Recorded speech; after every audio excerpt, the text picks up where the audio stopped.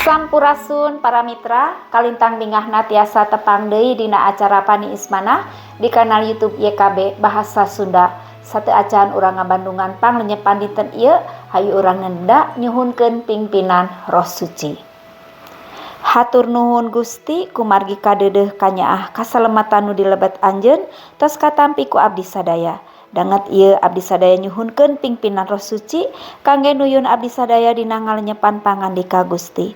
Berkahan abdi sadaya supados tiasa ngaregepkeun sareng ngalarapkeunana dina kahirupan sadidinten.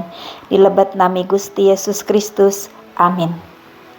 Para mitra, penyepanan urang dinten ieu dicutatina buku renungan wasiat anu dijudulan Sanes ngan kagungan nyalira.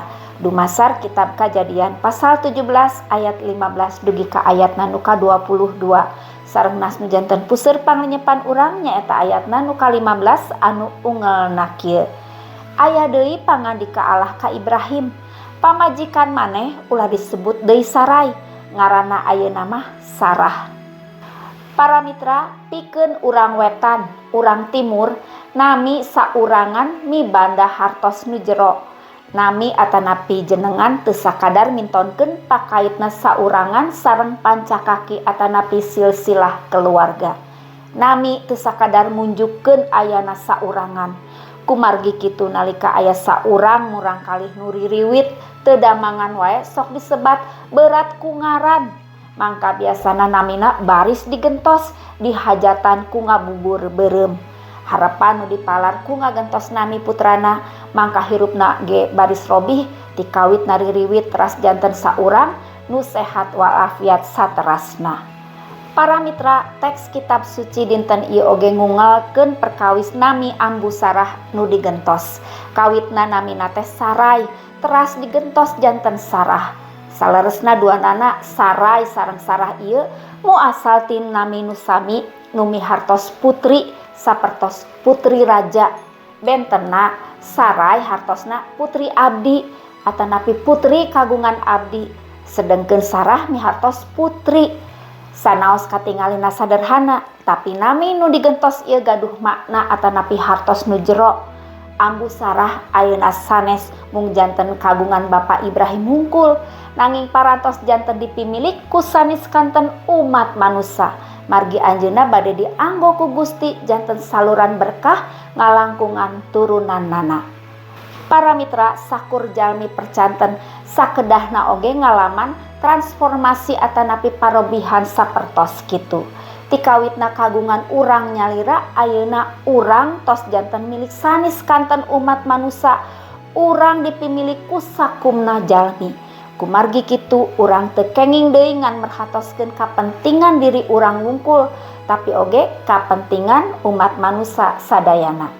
Urang tos sakedahna janten saluran berkah Gusti kangge sakumna umat manusia sadaya jalmi. Ulah dugi kajantenan urang kalah kagumujeng nyengsirikeun sareng nyangcayakeunana. Hayu urang ngadoa.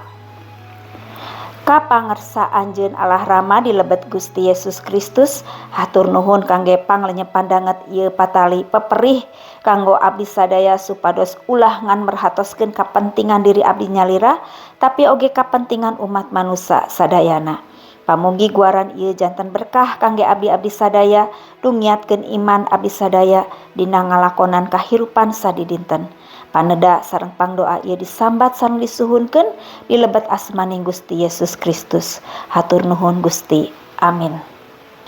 Para mitra, rupina sakitu anu kapihatur panglenyepan dinten ieu, pamugi tiasa janten berkah kanggo urang sadayana.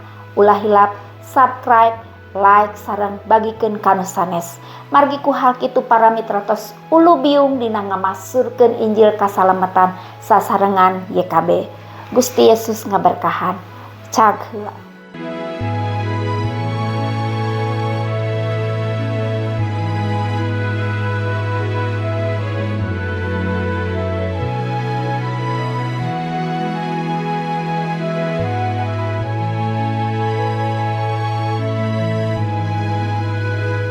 Sahabat, mari dukung pelayanan dan pekabaran Injil melalui YKB dengan membagikan link acara ini kepada sebanyak mungkin orang.